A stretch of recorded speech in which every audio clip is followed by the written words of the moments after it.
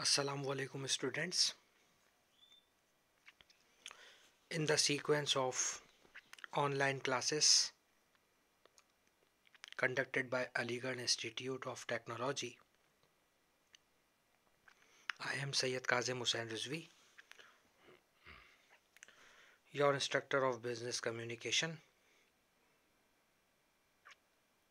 and today we are discussing lecture number 6 on the topic of chapter number 2, methods of communication, and this is our last lecture on chapter number 2. In our previous lecture we discussed the definition of communication as well as some methods of communication like verbal and non-verbal communication, and I also described in detail oral communication with its characteristics. So in today's lecture we are discussing advantages and disadvantages of written communication, and in my last lecture I also described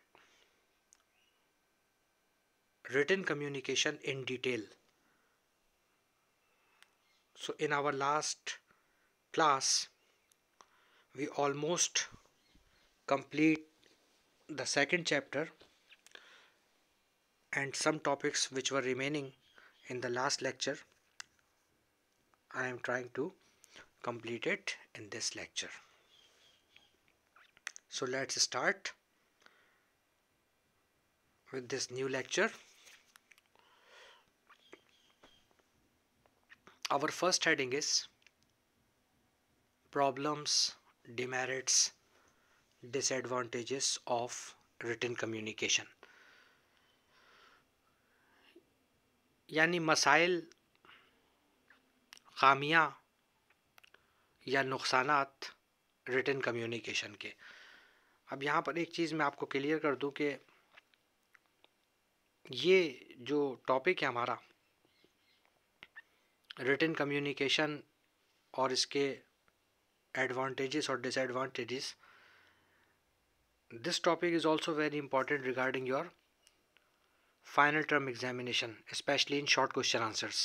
short question answers में जो है वो बहुत ज़्यादा मतलब इसके chances हैं advantages and disadvantages of written communication के। अगर लॉन्ग के अंदर ये क्वेश्चन आएगा तो उस सूरत में रिटन कम्युनिकेशन को डिस्क्राइब करना होगा, जो कि हमने लास्ट लेक्चर में इन डिटेल उसको डिस्क्राइब किया था, और उसके बाद उसके साथ ही साथ प्रॉब्लम्स एंड एडवांटेजेस या advantages and disadvantages of written communication, इसको पूरा एक क्वेश्चन की सूरत में आपको डिस्क्राइब करना होगा। इसी के साथ ही साथ आज के इस चैप्टर के अंदर हम जो है वो वर्बल एंड नॉन वर्बल को भी डिस्क्राइब करेंगे। तो जो हमारी पहली हेडिंग है problems, demerits, disadvantages of written communication, यहाँ पर एक चीज़ अपने जहन में रखिएगा कि क्वेश्चन में जो वर्ड सिलेक्ट किया हुआ हो आपने आंसर में सिर्फ उसी एक वर्ड को यहाँ पर यूज़ करना है। फॉर एग्जांपल अगर क्वेश्चन आपसे पूछा जाता है कि what are the problems of written communication, तो आपने डिमेरिट्स और डिसएडवांटेजेस इन दोनों को रिमूव कर देना है। और अगर आपसे क्वेश्चन पूछा जाता है what are the demerits of written communication, तो प्रॉब्लम्स और डिसएडवांटेजेस को आप रिमूव कर देंगे। तो इस चीज़ को ज़रा जहन में रखिएगा। यहाँ पर मैंने तीनों वर्ड्स का इस्तेमाल कर लिया है कि क्वेश्चन किसी भी कंडीशन में आपके सामने आ सकता है।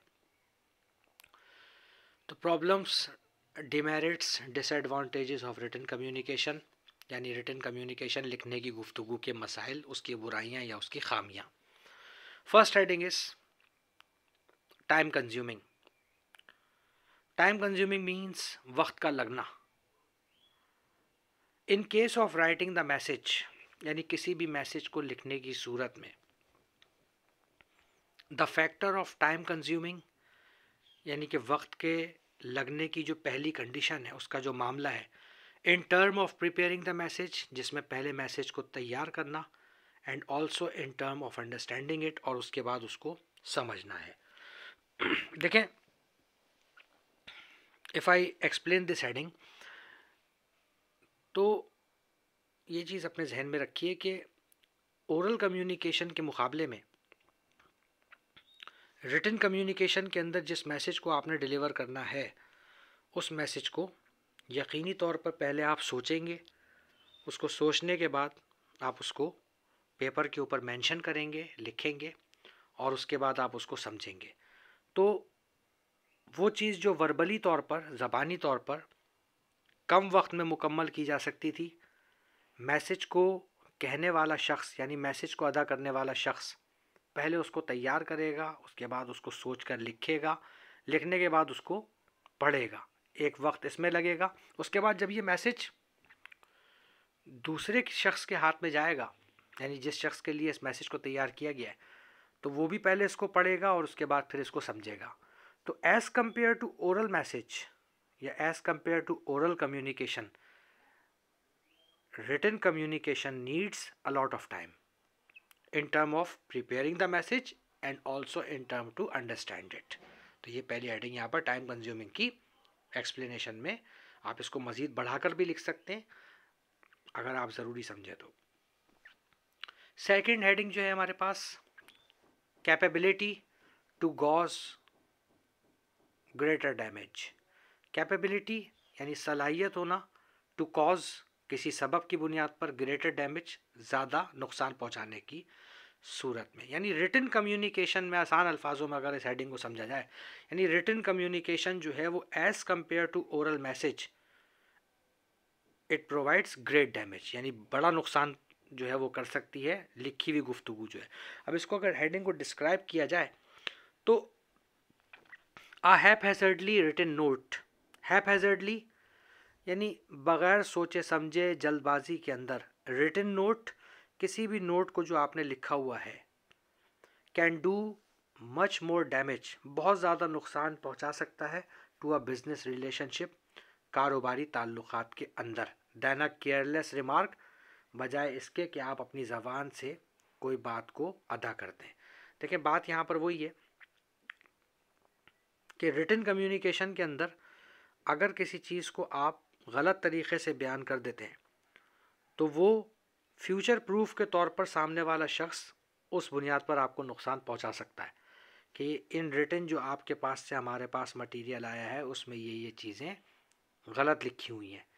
तो ज़बानी तौर पर अगर किसी गुफ्तगू को किया जा रहा है, तो हो सकता है कि ज़बान से जो अल्फाज अदा किए जा रहे हों, सामने वाला जो शख्स है उसको ना समझ पा रहा हो, या उसने उसको प्रॉपर तरीक़े से ना सुना हो, या ये भी हो सकता है कि बोलने वाला जो शख्स है वो अपने अल्फाजों से पीछे हट जाए। लेकिन रिटन कम्युनिकेशन के अंदर ये कहानी मौजूद नहीं है, इस तरह की कोई सिनेरियो जो है वो मौजूद नहीं है। कारोबार के अंदर जो है वो written communication as compare to oral message बहुत ज़्यादा नुकसानदेह साबित हो सकती है अगर आपने ज़रा सी भी केयरलेसनेस उसमें दिखाई, बेहतियाती दिखाई। दस अ रिटन कम्युनिकेशन, लिहाजा रिटन कम्युनिकेशन जो है has to be planned very carefully, इसको बहुत ही ज़्यादा एहतियात के साथ तरतीब दिया जाता है। यानी रिटन कम्युनिकेशन को लिखने से पहले या किसी भी नोट को तैयार करने से पहले बहुत ज़्यादा सोच समझकर प्लानिंग करने के बाद उसके ऊपर वर्कआउट किया जाता है। Heading number 3, lack of confidentiality.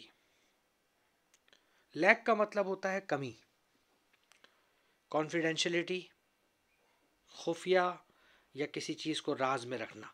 यानी रिटन कम्युनिकेशन जो है वो as compare to oral message उसको राज में रखना ज़रा सा मुश्किल साबित होता है। कॉन्फिडेंशियलिटी में बी लॉस्ट, यानी कॉन्फिडेंशियलिटी यानी कि ये जो आपकी बेएहतियाती है या कोई भी चीज़ राज में है, मे बी लॉस्ट, ये खो सकती है when written message passes through several hands, जब रिटन मैसेज जो है वो कई हाथों से होता हुआ गुजरता है।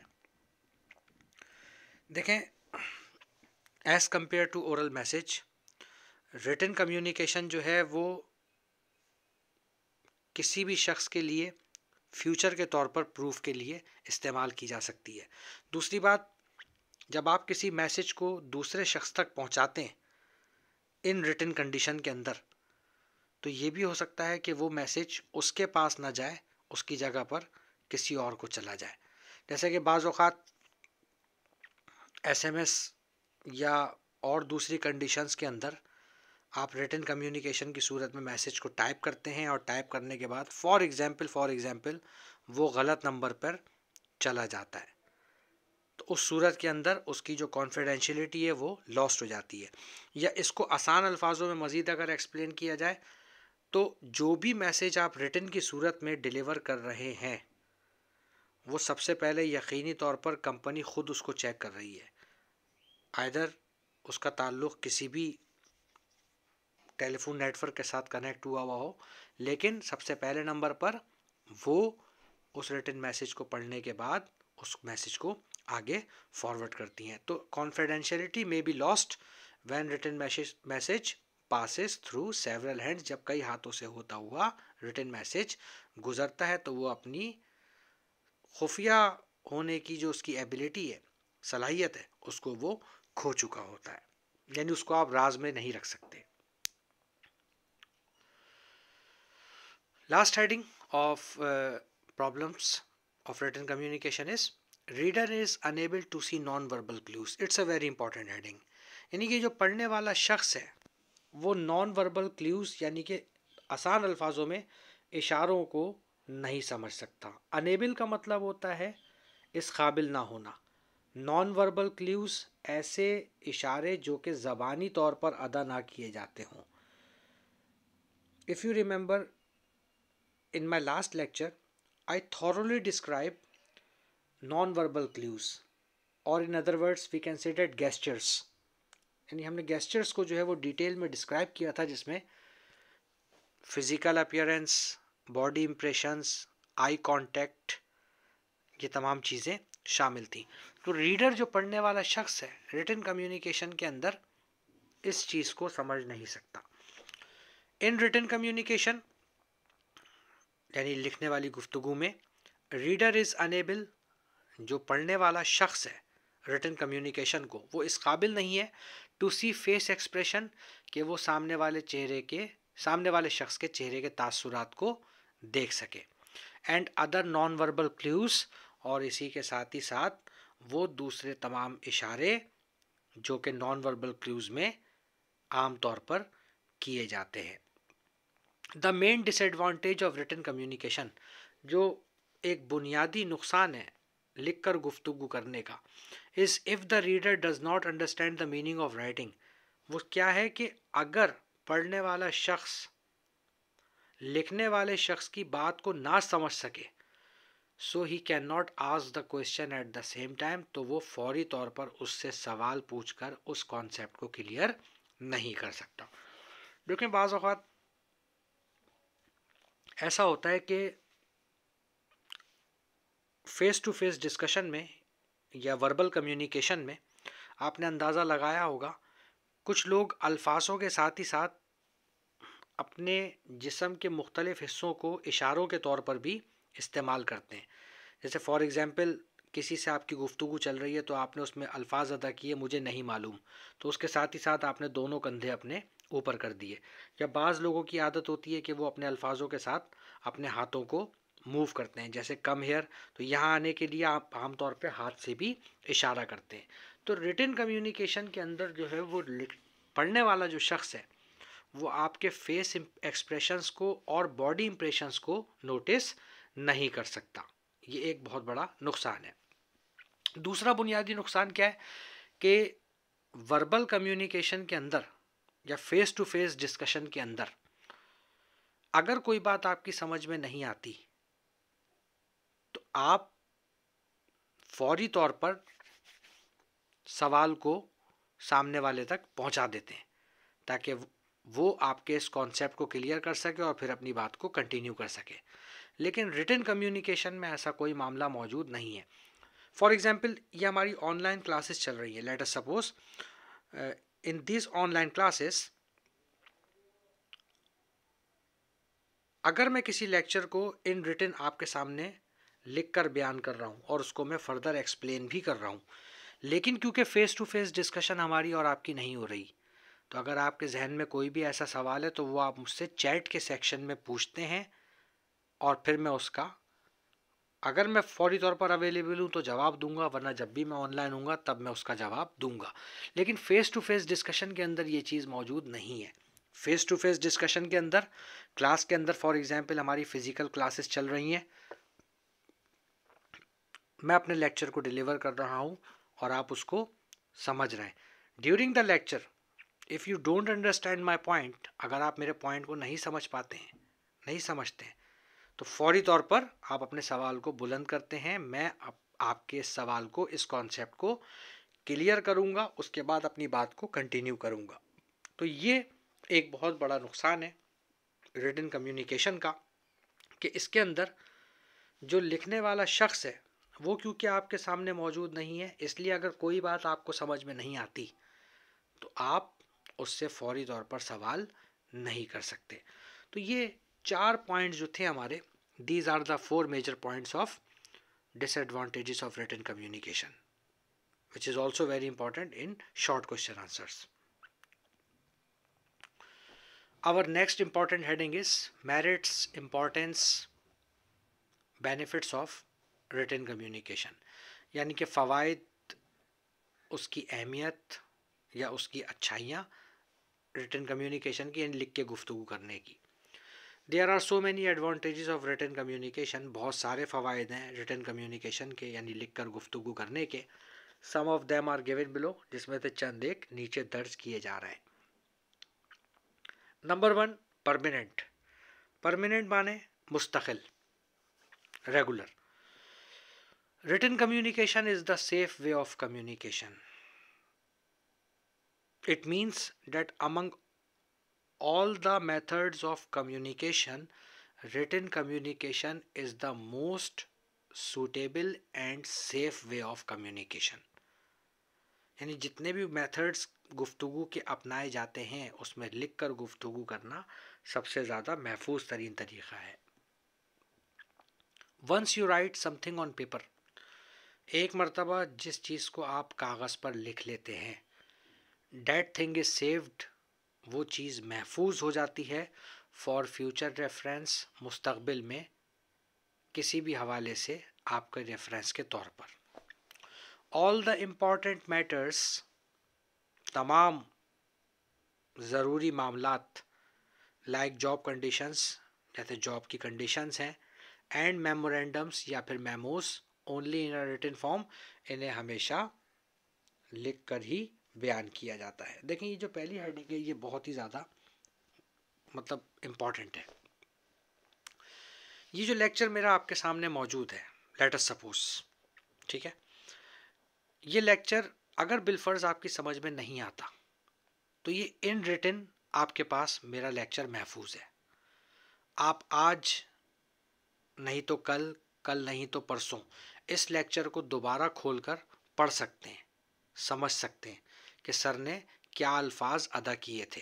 लेकिन अगर किसी चीज़ को फिज़िकली तौर पर ओरल कम्युनिकेशन में डिस्क्राइब किया जाए, for example I am delivering my lecture in front of you in the classroom, मैं आपके सामने क्लासरूम के अंदर अपने लेक्चर को डिलीवर कर रहा हूँ, and you are not copying my lecture, और आप मेरा लेक्चर जो है वो कॉपी नहीं कर रहे हैं, तो हो सकता है कि क्लास ख़त्म होने के बाद जो अल्फाज मैंने आपको अदा किए थे आप एज इट इज़ उन अल्फाजों को रिपीट ना कर सकें। यानी जो अल्फाज मैंने कहे थे लाजमी तौर पर 100% आप उन अल्फाजों को एज इट इज़ रिपीट नहीं कर सकते। सिर्फ वो अल्फाज उसी सूरत में रिपीट होंगे जब आप मेरे उस लेक्चर को कॉपी कर लेंगे। तो ये रिटन कम्युनिकेशन की सबसे अहम खुसूसियत है कि अगर आप किसी चीज़ को लिख लेते हैं तो आप मुस्तकबिल के अंदर 1 दिन बाद, 10 दिन बाद, 1 साल के बाद उसको फ्यूचर के तौर में इस्तेमाल कर सकते हैं एज अ रेफरेंस कि ये लेक्चर फ़ला फ़ला तारीख को हमें सर ने दिया था। बिल्कुल इसी तरह ऑल द इम्पॉर्टेंट मैटर्स, तमाम ज़रूरी मामलात जो हैं, लाइक जॉब कंडीशंस, जिसमें जॉब की तमाम टर्म्स एंड कंडीशंस हैं। एंड मेमोरेंडम्स या फिर मेमोज वगैरह जो है ओनली इन रिटन फॉर्म, ये हमेशा लिख कर गुफ्तगू में किए जाएंगे। देखिए वैसे तो इंशाल्लाह ताला मेरी पूरी कोशिश होगी कि इंटरव्यू का जो चैप्टर है वो हम फिज़िकल क्लासेस में डिस्कस करें, मैं पूरी कोशिश करूँगा, क्योंकि बहुत ही इंपॉर्टेंट चैप्टर है इंटरव्यू का। लेकिन यहाँ पर सिर्फ एक चीज़ को मैं बयान कर दूँ आपके सामने कि जब आप मुलाजमत के लिए कहीं पर भी जाते हैं तो वो जितनी भी डिस्कशन आपके साथ करेगा, आपकी क्वालिफ़िकेशन से रिलेट, आपके जॉब एक्सपीरियंस से रिलेट, आपके अदर मैटर्स से रिलेट, वो सारी की सारी वर्बल डिस्कशन होगी। यानी ज़बानी तौर पर वो तमाम चीज़ें आपके साथ डिस्कस कर रहा होगा, आपकी सीवी को अपने सामने रखकर।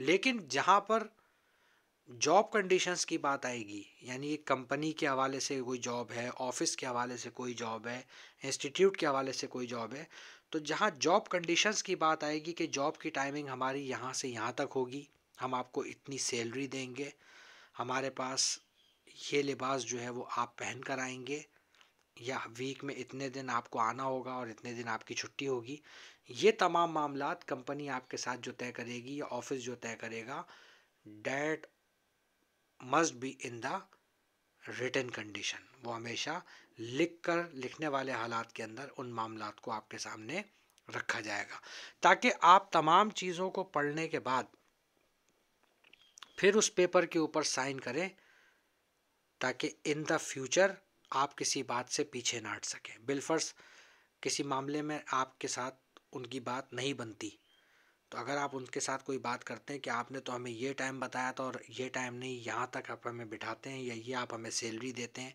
आपने तो हमें ये सैलरी बताई, तो वो फ़ौरन उस पर्चे को आपके सामने रख देंगे, जो कि जॉब कंडीशन की सूरत में आपको याद दिलाएगा कि ये बातचीत इनके साथ आपकी हुई थी। तो रिटन कम्युनिकेशन का जो पहली खुसूसियत है वो है परमानेंसी या permanent. Second, more effective than speech, यानी गुफ्तगू से ज़्यादा असर रखती है, यानी ओरल कम्युनिकेशन से ज़्यादा असर रखती है रिटन कम्युनिकेशन। इफेक्टिव माने असर रखना, मोर मतलब ज़्यादा, स्पीच गुफ्तगू। As compare to oral message, यानी ओरल मैसेज के मुकाबले में या ओरल कम्युनिकेशन के मुकाबले में written communication is easy to understand. Written communication को समझना ज़्यादा आसान है। Reader can study the difficult message as many times to understand it, यानी कि पढ़ने वाला जो शख्स है वो किसी भी मुश्किल मैसेज को कई मरतबा पढ़ने के बाद समझ सकता है। इन आवर प्रीवियस हेडिंग, हमारी प्रीवियस जो हेडिंग है, I already told you that written communication is the most safe way of communication, कि रिटन कम्युनिकेशन जो है वो महफूज तरीन तरीक़ा है गुफ्तगू का। मैंने आपसे पहले भी कहा कि ये जो लेक्चर मैं आपके सामने लिख के बयान कर रहा हूँ, एक्सप्लेन भी कर रहा हूँ इसको, ये आपकी समझ में अगर बिलफर्ज आज नहीं आ रहा तो आप इसको कुछ टाइम के बाद दोबारा पढ़ लेंगे। मखसूस अल्फाज अगर आपकी समझ में नहीं आ रहे तो आप डिक्शनरी की सूरत में उन अल्फाजों के मीनिंग्स निकाल के मतलब को समझने की पूरी कोशिश करेंगे।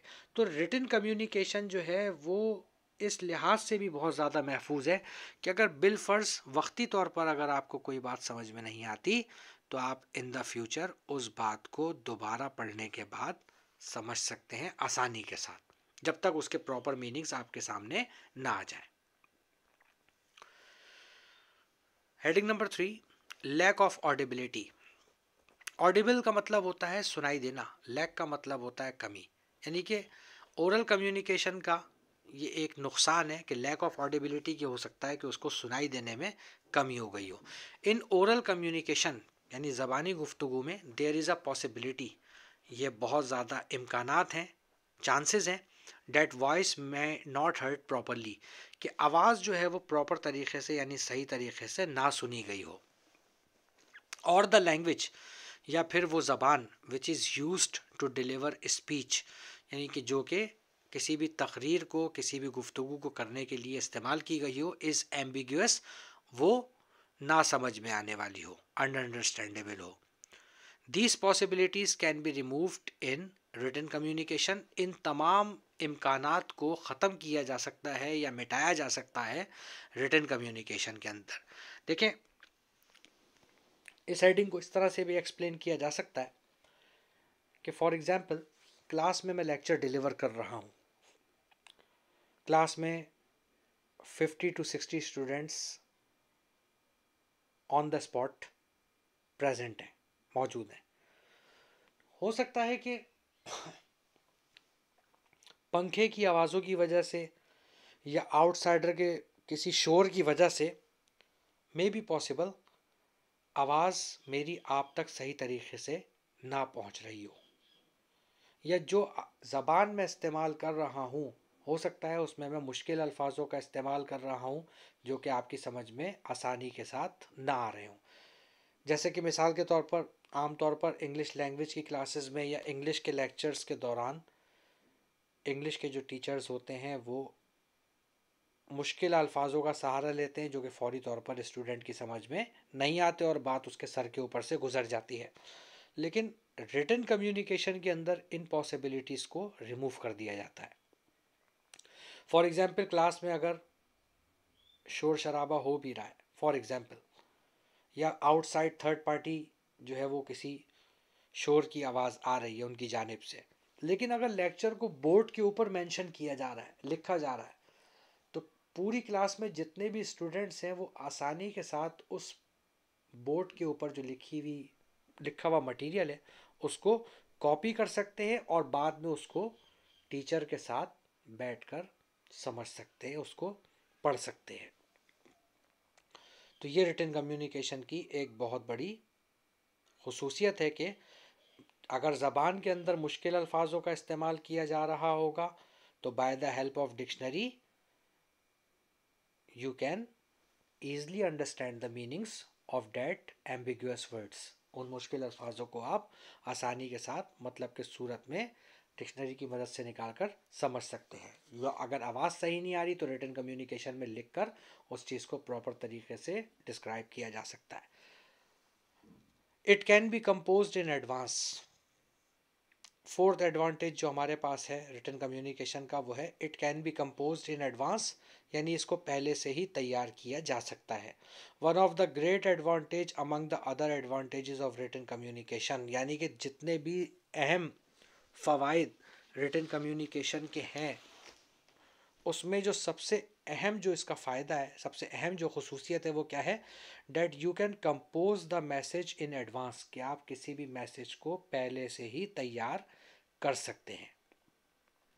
This thing is very beneficial for juniors, और ये चीज़ बहुत ज़्यादा फ़ायदेमंद साबित हो सकती है जूनियर्स के लिए, यानी कि आपके मातहत लोगों के लिए. रिटन कम्युनिकेशन का एक बड़ा एडवांटेज जो यहाँ पर बयान किया जा रहा है वो ये कि किसी भी मैसेज को डिलीवर करने से पहले अगर उस पर प्रॉपर तरीके से पहले से ही वर्कआउट कर लिया जाए तो उसके अंदर से गलतियों को मिटाया जा सकता है, ख़त्म किया जा सकता है. तो आपसे जो जूनियर आपका लेक्चर सुन रहे हैं यकीनी तौर पर उन तक वो गलत अल्फाज या मुश्किल अल्फाज नहीं पहुंच पाएंगे और रिटन कम्युनिकेशन की सूरत में वो अल्फाज ऑलरेडी रिमूव हो चुके होंगे. ये 4 पॉइंट्स ख़त्म करने के बाद जो हमारे पास लास्ट टॉपिक है चैप्टर नंबर 2 का, मेथड्स ऑफ कम्युनिकेशन का, बहुत ही इंपॉर्टेंट टॉपिक है. Differentiate between verbal and non verbal communication, यानी कि ज़बानी तौर पर गुफ्तगू करना और ऐसे तरीके से गुफ्तगू करना जिसमें ज़बान से अल्फाजों को ना अदा किया जाए बल्कि लिख कर या फिर मुख्तलिफ़ इशारों के ज़रिए आप तक अपनी बात को पहुंचाया जाए. बहुत ही इंपॉर्टेंट हेडिंग है ये. एग्जामिनेशन पॉइंट ऑफ व्यू के हवाले से आम तौर पर ईयर बाय ईयर जो है वो डिफरेंशिएट की सूरत में शॉर्ट क्वेश्चन आंसर्स में सवाल पूछा जाता है. ये वर्बल कम्युनिकेशन, ज़बानी तौर पर गुफ्तगू करना. Words are tool of communication, यानी अल्फाज जो है वो गुफ्तगू का अहम ज़रिया हैं. विदाउट यूजिंग वर्ड्स, अल्फाजों के इस्तेमाल के बगैर it is difficult to understand, इस बात को समझना मुश्किल है. व्हाट इज़ सेइंग, कि क्या बात कही जा रही है. Words are in the shape of writing और स्पीकिंग, यानी अल्फाज जो है वो लिख कर या ज़बान के ज़रिए अदा करके उनको मुकम्मल किया जाता है। Oral communication is the best and direct type of communication, यानी कि जितने भी मेथड्स गुफ्तगू के आम तौर पर इस्तेमाल किए जाते हैं उसमें सबसे ज़्यादा सीधा सादा और आम तौर पर इस्तेमाल किया जाने वाला जो मेथड है वो ओरल कम्युनिकेशन है। It is the most suitable way, यानी कि ये सबसे ज़्यादा आसान तरीक़ा है to deliver our feelings and problems, अपने मसाइल को और अपने एहसासात को, अपने जज्बात को सामने वाले तक पहुंचाने के लिए। विदाउट यूजिंग ओरल कम्युनिकेशन, यानी ओरल कम्युनिकेशन के इस्तेमाल के बग़ैर, it is difficult to understand a person, यानी काफ़ी ज़्यादा मुश्किल है किसी भी शख्स को समझने के हवाले से इन अ शॉर्ट टाइम, कम वक्त के अंदर।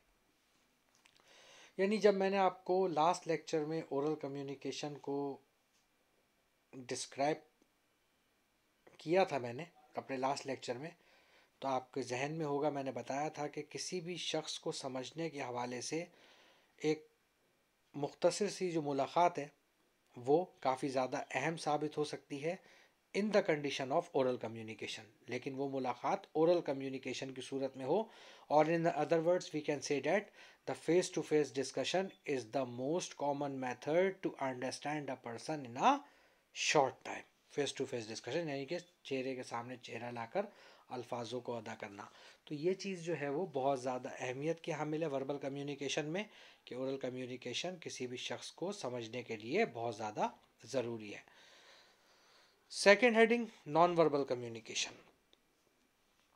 Written communication and gestures are the common types of non verbal communication, यानी लिखकर गुफ्तगू करना और इशारे आम तरीक़ा है नॉन वर्बल कम्युनिकेशन का, यानी कि ऐसे तौर तरीक़े से गुफ्तगू करना कि जिसमें अल्फाजों को ज़बान के ज़रिए ना अदा किया जाए बल्कि लिख कर या मुख्तलिफ़ इशारों की सूरत में आप अपनी बात सामने वाले तक पहुंचा रहे हों। इन रिटन कम्युनिकेशन, यानी लिख कर गुफ्तगू करने में, reader is unable to see non verbal clues. ये डिसएडवांटेजेस ऑफ रिटन कम्युनिकेशन में मैंने इसको डिस्क्राइब किया था कि रिटन कम्युनिकेशन के अंदर रीडर जो है, पढ़ने वाला जो शख्स है, वो इस काबिल नहीं है कि आपके नॉन वर्बल क्लूज़ को समझ सके। Another important element in non verbal communication, यानी एक और अहम पॉइंट जो नॉन वर्बल कम्युनिकेशन में मौजूद है वो है गेस्चर्स का, यानी कि इशारों की सूरत में, which consist on eye contact, जिसमें सबसे पहले आई कॉन्टैक्ट यानी आंखों में आंखें डालकर बात करना, फेस इंप्रेशन चेहरे के तासुरात, फिज़िकल अपीयरेंस आपकी ज़ाहिरी शख्सियत जिसमें आपका लिबास, आपका चलने का तरीक़ा और आपके हाथ पैरों की मूवमेंट है, एंड बॉडी एक्सप्रेशंस या उसके अंदर मुख्तलिफ जिस्मानी अज़ा का इस्तेमाल, जैसे कम हेयर के लिए आप हाथों को बाकायदा तौर पर मूव करते हैं, बाज़ लोगों की आदत होती है इसी तरीके से बाय बाय यानी कि टाटा करने के लिए आप बाकायदा तौर पर हाथों के एक मखसूस इशारे को परफॉर्म करते हैं ताकि सामने वाला शख्स आपकी बात को समझ सके। तो ये जो लेक्चर आज हमने डिस्कस किया, इसमें अगर क्वेश्चंस के हवाले से देखा जाए तो सबसे पहले नंबर पे what are the advantages of written communication या what are the disadvantages of written communication, ये एक टॉपिक हमारा मुकम्मल हुआ। लास्ट लेक्चर के अंदर हमने रिटन कम्युनिकेशन को इन डिटेल पढ़ा था। तो आज प्रॉब्लम्स और उसके साथ ही साथ एडवांटेजेस, इन दोनों को हमने इन डिटेल में डिस्क्राइब किया, और इसके साथ ही साथ differentiate between verbal and non verbal communication, यानी कि वर्बल और नॉन वर्बल कम्युनिकेशन के दरमियान जो बुनियादी तौर पे इख्तिलाफ है उसको हमने इन डिटेल डिस्क्राइब किया है। So that's all for today students, thanks a lot, अल्लाह हाफिज़।